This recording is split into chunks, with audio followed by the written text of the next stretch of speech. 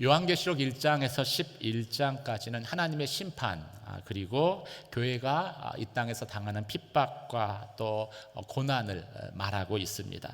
12장부터는 새로운 장면들이 펼쳐지는데 바로 영적 전쟁에 대해서 보여주고 있습니다.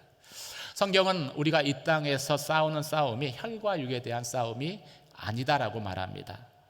이 땅에 정사와 권세를 잡은 이 어둠의 주관자들과의 영적 싸움이다라고 이야기를 합니다. 마지막 때 성도의 싸움은 우리의 영혼과 교회 공동체를 위협하는 사단과 마귀와의 영적 전쟁이 있는 것이죠.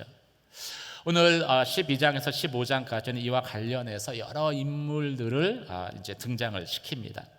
12장에서는 이 교회를 상징하는 여자가 나오고요. 또 마귀를 상징하는 붉은 용이 등장을 합니다. 그리고 이 여자의 아들 예수 그리스도를 상징하는 이 여자의 아들이 등장하는 그 이야기 장면을 통해서 예수께서 초림하시고 재림하실 그 사이에 이 땅에서 일어날 일에 대해서 설명을 합니다. 그리고 왜 교회가 이 땅에서 핍박당하는지에 대한 이유를 보여주고 있습니다. 그것은 한마디로 이 여자와 이 용 사이에 이 싸움이, 분쟁이 있기 때문입니다. 하나님의 백성과 교회를 포함하는 믿음의 공동체와 사단 사이에 영적 전쟁이 있기 때문이죠. 사단은 이 계시록 13장의 말씀을 통해서 보면은 이 짐승으로 표현되어진 이 사단의 대리자이죠. 이 땅의 통치자들을 통해서 이 땅에 있는 교회들을 핍박합니다. 요한은 오늘 말씀을 통해서 하지만 그리스도를 통해서 교회가 이 용이라고 불려지는 이 마귀와의 전쟁에서 이미 승리했음을 밝힙니다.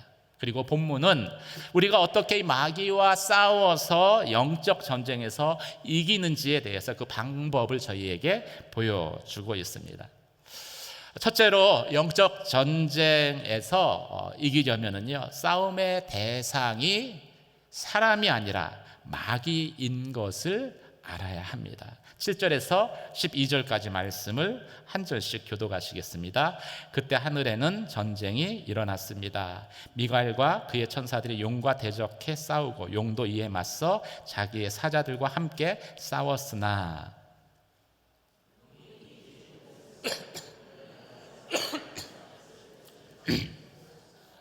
큰 용 옛뱀 곧 마귀와 사단이라고도 하느니 온 세상을 현혹시키는 이가 쫓겨났습니다. 그의 사자들도 그와 함께 쫓겨났습니다.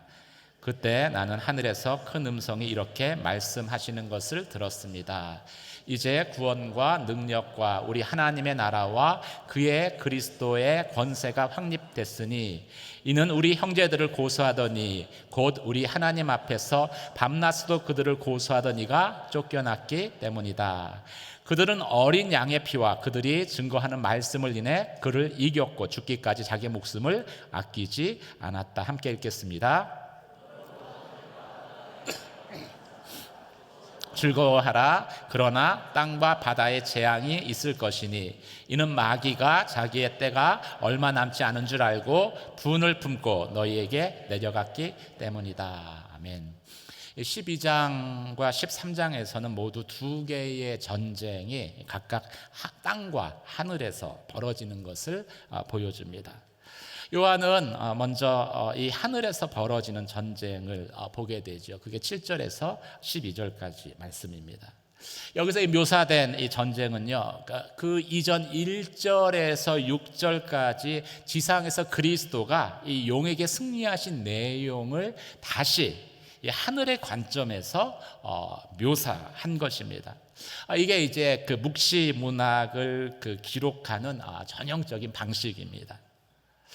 1절에서 6절까지는 어떤 장면이 묘사되어 있습니까? 땅에서 일어나는 영적 전쟁에 대한 모습이죠. 시간은 예수가 이 땅에 처음 나시는 그 시점으로 배경이 되돌아갑니다. 머리가 7개인 그리고 10뿔을 가진 커다란 붉은 용이 여자가 해산하기를 기다리면서 이 여자를 삼키려고 하고 있습니다. 여기서 붉은 용은 마귀라고 하는 사탄이죠. 그리고 여자가 해산해서 낳으려는 아기는 예수 그리스도, 이 땅에 오실 메시아입니다. 오늘 본문의 말씀에 의하면 그는 철장으로 만국을 다스릴 권세를 가지고 이 땅에 오시는 것입니다. 여자는 그래서 사단이 이 여자가 출산하지 못하도록 그 아기를 삼키려고 눈에 불을 켜고 기다리고 있는 것이죠. 근데 하나님의 도우심으로 여자는 예수를 무사히 출산하고, 또 예수는 십자가에 죽으시고 부활하심을 통해서 용에게 승리합니다. 그리고 하나님 보호자 앞으로 올라가는 그런 내용이죠. 이 모든 내용은 사단에 대한 예수 그리스도의 승리를 나타내는 것입니다. 실제로 이 일이 역사 가운데 어떻게 일어났습니까? 사단은 자신의 대리자인 헤롯 왕을 통해서 예수가 태어날 그 당시로부터 예수를 죽이려고 시도를 합니다. 헤롯은 예수를 죽이려고 동방 박사들에게 유대인의 왕이 어디서 나시는지 발견하면은 자신에게 알려달라고 하죠. 예수를 죽이려고 마음 먹은 것입니다.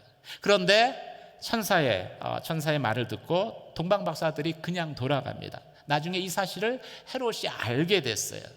그래서 어떻게 합니까? 이 동방 박사들이 방문한 곳으로 여겨지는 베들레헴 인근에 2살 이하의 사내 아이들을 다 잡아 죽여버립니다.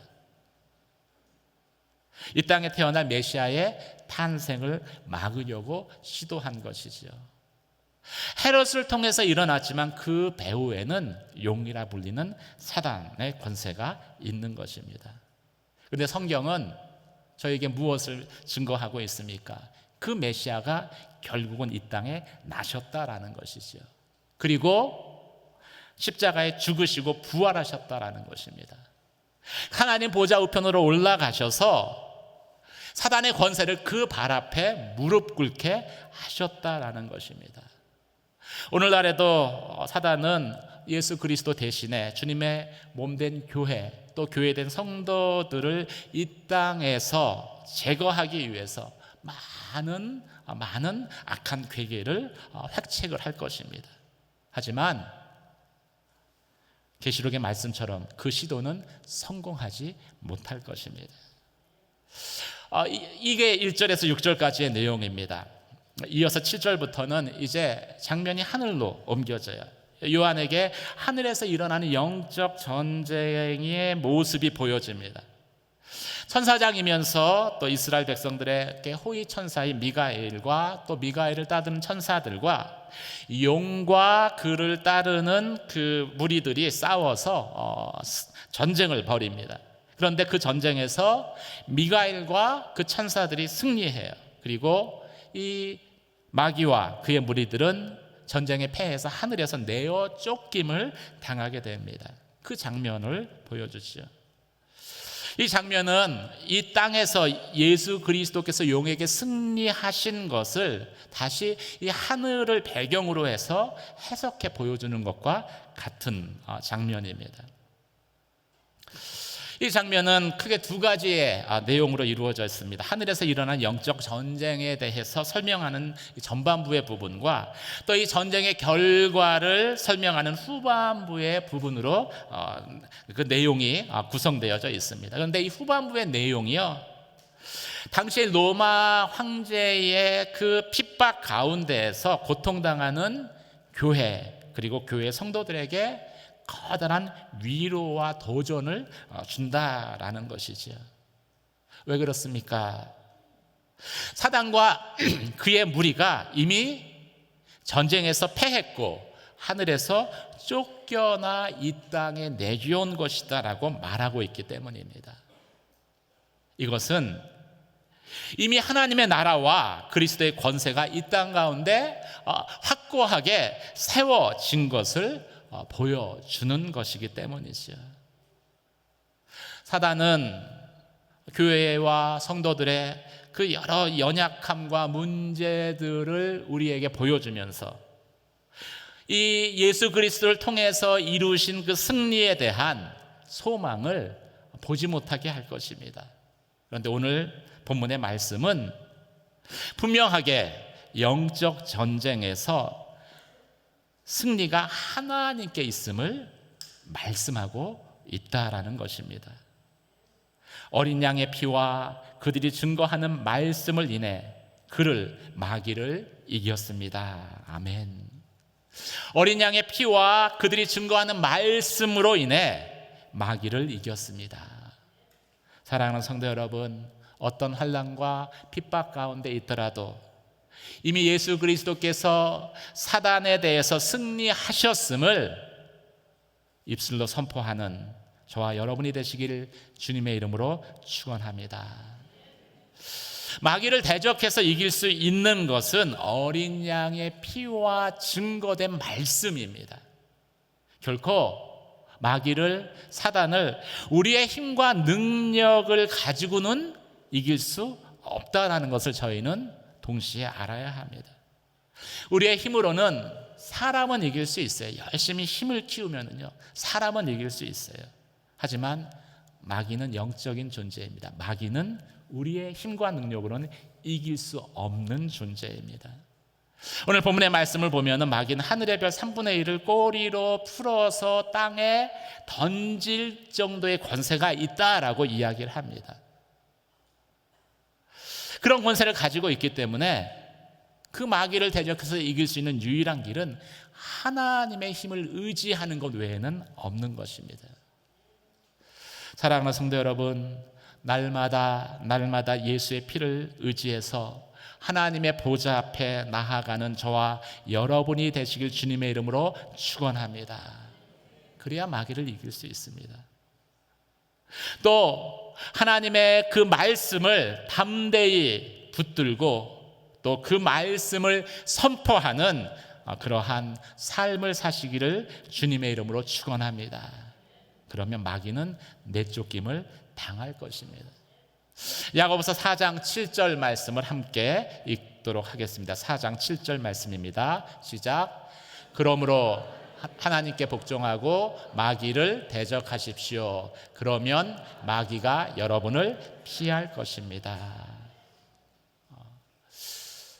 마귀를 대적하는 길은 하나님께 복종하는 것입니다. 하나님의 말씀을 붙드는 것입니다.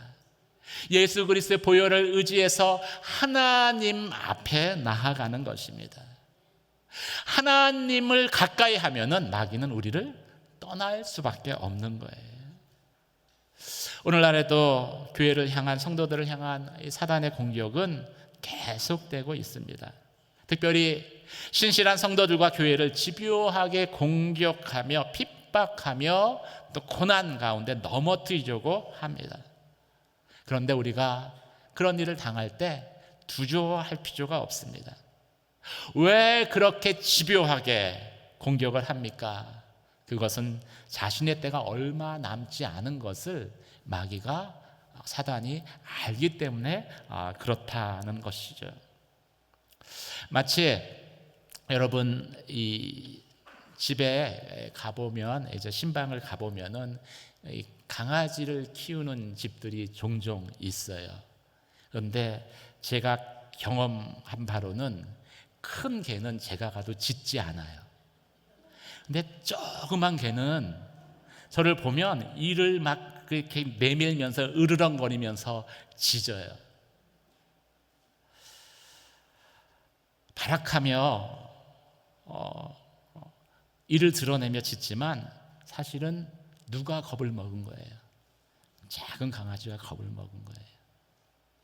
마귀가, 사단이 교회를 핍박하고 성도들을 참 무섭게 핍박하는 것은 이미 그 안에 자신의 패배가 결정되었다라는 불안과 두려움이 자리하고 있기 때문인 것입니다.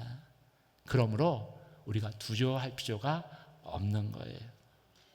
사랑하는 성도 여러분, 어린 양의 피와 말씀의 능력을 붙들고 담대하게 여러분 앞에 있는 영적 전쟁 가운데에서 사단의 권세와 맞서는 저와 여러분이 되시길 주님의 이름으로 축원합니다.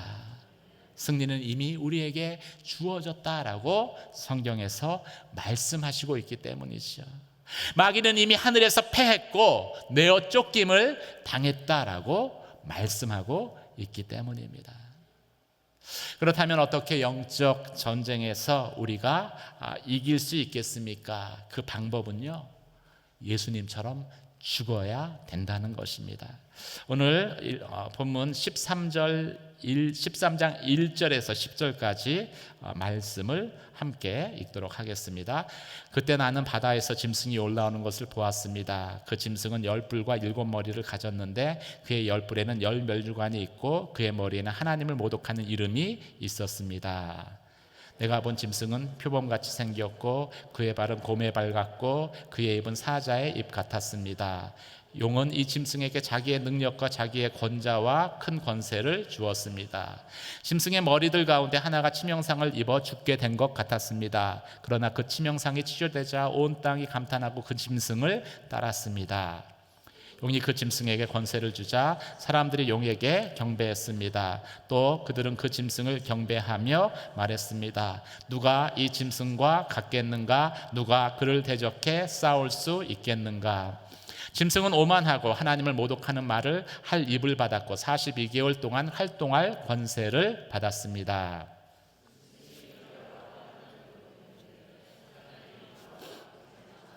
곧 하늘에 거하는 이들을 모독했습니다.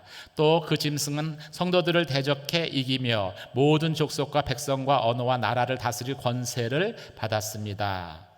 땅 위에 사는 모든 사람들, 곧 죽임을 당한 어린 양의 생명책에 세상 창조 때부터 자기의 이름이 기록되지 않은 사람들은 그 짐승에게 경배할 것입니다. 누구든지 귀 있는 사람은 들으십시오. 함께 읽겠습니다. 누구든지 사로잡힐 사람은 사로잡힐 것이요 누구든지 칼로 죽임을 당할 사람은 칼로 죽임을 당할 것입니다. 여기에 성도들의 인내와 믿음이 있습니다. 13장은 이 땅으로 내어 쫓김을 당한 마귀와 이 마귀와 그 세력들이 어떻게 우리의 역사 가운데 활동하는가를 보여주고 있는 내용입니다. 예수의 이 초림 때부터 다시 오실 때까지 그렇죠? 마귀는 바다에서 나온 짐승인 그 짐승을 통해서 이 땅 가운데 역사합니다. 본문은 이 용의 두 조력자인 짐승들 가운데 하나가 교회를 핍박하고 공격하는 모습을 묘사하고 있습니다. 이 마귀는 저 용이죠. 성도들을 공격하기 위해 바닷가에 서서 자신의 첫 조력자인 짐승을 불러냅니다. 근데 이 짐승의 모양이 그 곰과 같고 또 그 짐승의 모양이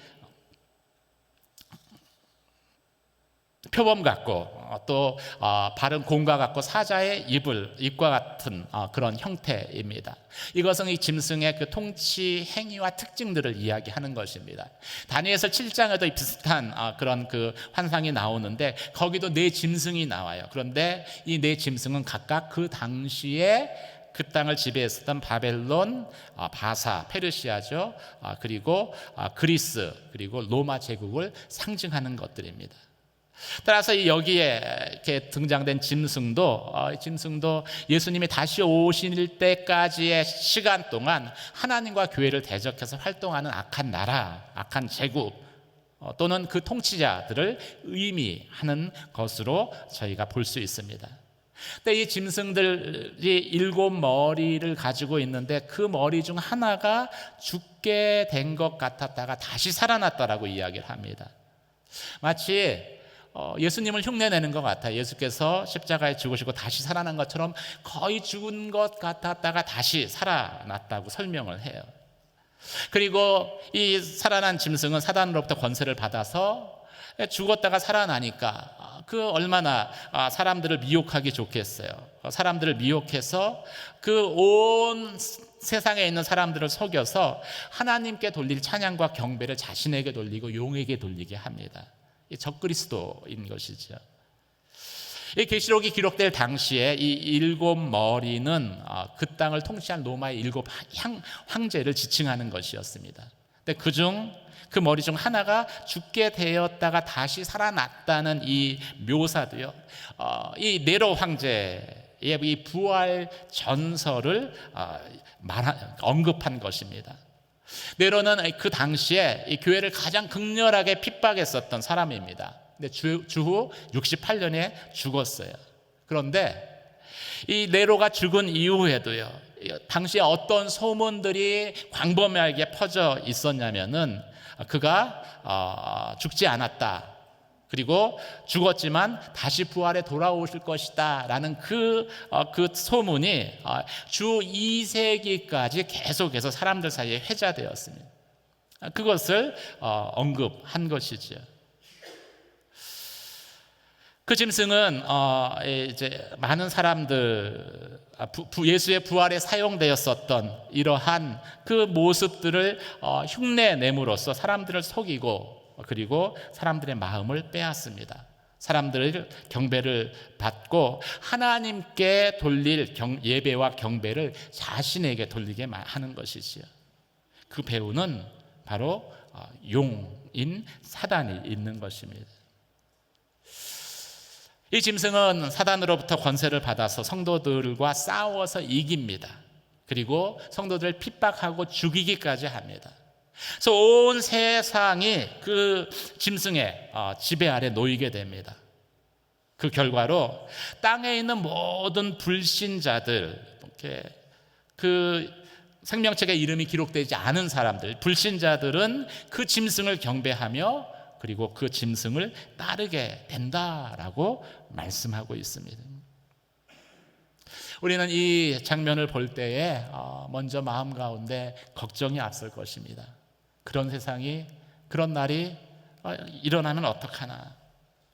하지만 이 본문의 말씀을 우리가 자세히 보면은요, 이 짐승의 승리는 일시적인 것이라는 것을 알 수 있습니다. 영원한 승리가 아니에요.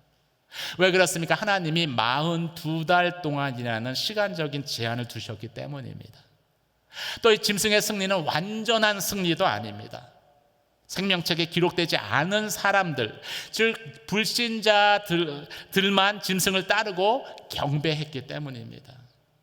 그러면 생명책에 기록된 사람들, 예수 그리스도를 믿는 믿음의 사람들은 어떻게 됐습니까? 이 짐승과 대적하다가 싸워 순교를 당한다라고 말씀하고 있습니다. 그런데 순교당하는 것이 패배가 아닙니다. 실패가 아닙니다. 왜 그렇습니까? 이미 요한을 통해서 성도들 가운데 사로잡히기로 예정된 사람이 사로잡힌 것이고, 또 칼에 죽기로 예정된 사람이 그 예정대로 칼에 죽는 것일 뿐이다 라고 언급하고 있기 때문입니다. 겉으로 보기에는 믿음의 사람이 감옥에 갇히고 또 죽임을 당하니까 마치 사단이 득세한 것처럼, 승리한 것처럼 보이지만 그 일조차도 하나님의 예정하신 뜻이 이루어지는 과정인 것을 성경은 말씀하고 있기 때문입니다. 따라서 일시적인 짐승의 통치, 하나님을 대적하는 나라가 일어나고 또 그런 통치자들이 출현했다고 해서, 그리고 그 통치자에게 사람들의 마음을 뺏겨서 경배하고 추앙한다고 해서 믿음의 사람들이 마음이 흔들려서는 안 된다라고 말씀하고 있습니다. 여기에도 성도들의 인내와 믿음이 있느니라. 이것은 당시에 짐승의 역할을 했었던 로마 황제들의 박해도 흔들리지 않는 성도들에 대한 칭찬이면서 동시에 그러한 백성으로 살라라는 주님의 강력한 권면이기 때문이죠. 사랑하는 성도 여러분, 짐승은 역사의 마지막에 다가올수록 이전보다 더 극심하게 교회와 하나님을 대적할 그 나라와 또 나라를 통치한 인물로 역사 가운데 등장할 것입니다. 초대교회에는 사람들이 네로가 그 짐승이라고 생각을 했습니다. 근데 역사가 흐르면서 히틀러 또 스탈린과 같은 독재자가 일어났을 때 사람들은 이 독재자들이 그 짐승, 이라고 생각을 했습니다. 오늘날에도 이런 짐승의 존재는 우리의 역사 가운데 등장할 수 있습니다. 여전히 이 땅의 통치자들도 자신을 신격화하고 자신에 대한 그런 경배를 강요하는 일들이 있기 때문입니다. 일제치하에서는 신사참배를 강요했듯이, 또 지금도 북한 땅에서는 그 김일성 일가를 숭배하는 것을 강요하듯이 하나님 아닌 다른 존재를 예배하고 경배하라고 저희에게 압박하고 있기 때문인 것이죠. 만약 이런 상황에 처한다면은 그럼 우리는 어떻게 해야 되겠습니까? 오늘 성경은 죽음까지도 각오하는 믿음으로 끝까지 인내해야 한다라고 말씀하고 있습니다. 짐승으로부터 박해를 당해도 짐승에게 굴복하지 않는 길이 있다면 그것은 죽는 것이다, 십자가에 죽는 것이다 라고 말씀하고 있습니다. 실제로 역사 가운데는 그런 삶을 실천했던 사람들이 있습니다. 독일 역사 가운데 이 디트리트 본 헤퍼라는 독일 루터교회 목사님이 있습니다. 신학자이고 고백교회의 설립자 가운데 한 사람입니다. 1933년 땅을 집권한 나치의 독재에 대해서 독일 교회는 아무런 예언자적인 목소리를 내지 못했습니다. 저항하지도 못했습니다. 당시 독일 교회는 오히려 하나님이 영혼 구원을 위해 예수를 이 땅에 보내셨듯이 지금의 독일의 경제적인 사회적 구원을 위해서 히틀러를 보내주셨다라고 주장했습니다. 그때 본헤퍼가 방송을 통해서 독일 국민들에게 히틀러라는 우상을 숭배해서는 안 된다라고 강력하게 예언자적인 경고의 메시지를 합니다. 그리고 끝까지 나치의 탄압에 굴복하지 않습니다. 저항합니다. 그래서 당시 독일 교회에는 이 본 헤퍼처럼 그리스도인의 양심을 지키기 위해 나치에 반대하는 이들이 고백교회를 결성하며 신앙의 양심을 지켰습니다. 물론 그는 1943년 체포돼 2년간 감옥 생활을 하다가 히틀러 암살 혐의에 동참했다는 혐의로 교수형을 당합니다. 죽임을 당하죠. 그런데 그는 죽으면서 이런 유언을 남겼다라고 합니다. 죽음은 끝이 아니라 영원한 삶의 시작입니다. 죽음은 끝이 아니라 영원한 삶의 시작입니다. 그리고 그의 묘비에는 그는 그의 형제들 가운데 서 있는 예수 그리스도의 증인입니다 라는 문구가 새겨져 있었다라고 합니다. 사랑하는 성도 여러분, 그리스도의 증인으로 선다는 것은 예수님처럼 죽음을 통해서 부활의 소식을 전하는 것입니다. 서울에 참 교회도 많고 십자가도 많습니다. 밤이 되면은 교회 십자가가 불을 밝힙니다. 하지만 그렇다고 해서 십자가가 더 밝혀지는 것은 아니다라고 이야기를 합니다. 십자가의 빛은 우리가 그 십자가를 살아야 비로소 그 의미가 드러나고 빛이 밝혀지기 때문입니다. 그래서 예수님께서도 나를 따르고자 하는 사람은 자기 십자가를 지고 나를 따라야 한다고 말씀하셨습니다. 그렇다면 내 십자가를 지고 주님을 따르는 것이 무엇일까요? 그것은 십자가에서 내가 죽는 것입니다. 짐승도 거의 죽은 것처럼 예수님을 흉내냈지만 흉내를 통해서는 영원한 승리를 얻지 못합니다. 영원한 승리, 완전한 승리는 십자가에서 죽을 때 비로소 얻어지는 것이기 때문이죠. 우리도 십자가에서 죽지 않으면 십자가를 밝힐 수 없고 십자가에서 이루신 주님의 승리를 나타낼 수 없는 것입니다. 사랑하는 성도 여러분, 어떻게 우리 가운데 있는 영적 전쟁 가운데서 우리가 이길 수 있겠습니까? 승리할 수 있겠습니까? 그것은 예수님이 죽으신 것처럼 십자가에 죽는 것이죠. 날마다 십자가에 내가 죽은 자 된 것을 선포하는 것입니다. 십자가의 죽음을 통해서 부활의 승리를 나타내며 예수 그리스도께서 이 땅 가운데 이루신 그 승리를 여러분의 가정 가운데 또 이 나라와 이 민족 가운데 증거하는 증인의 삶을 살아가는 저와 여러분이 되시길 주님의 이름으로 축원합니다. 기도하시겠습니다. 오늘 말씀을 생각하며 함께 기도하며 나아가기를 원합니다. 하나님, 우리 앞에 있는 수많은 믿음의 싸움, 영적 전쟁 가운데에서 오직 예수 그리스도의 그 보혈을 의지하여 하나님 앞에 나아가게 하여 주시옵소서. 날마다 하나님 앞에 나아가고 또 그 가운데 말씀하신 그 말씀의 복종함을 통해서 참으로 마귀가 떠나가는 놀라운 믿음의 역사가 저희의 삶 가운데 일어나게 하여 주시옵소서. 십자가에 내가 죽었음을 선포할 때마다 십자가의 죽음을 통해서 예수 그리스도의 그 승리, 부활의 능력, 승리하신 그 부활의 능력이 우리의 삶과 또 이 나라와 이 민족 가운데 이 땅의 역사 가운데 다시 한번 강물과 같이 흘러 넘쳐나도록 주님, 이 나라와 이 민족 가운데 역사하여 주시옵소서. 함께 말씀을 생각하며 주여 함께 외치며 기도하며 나아가도록 하겠습니다.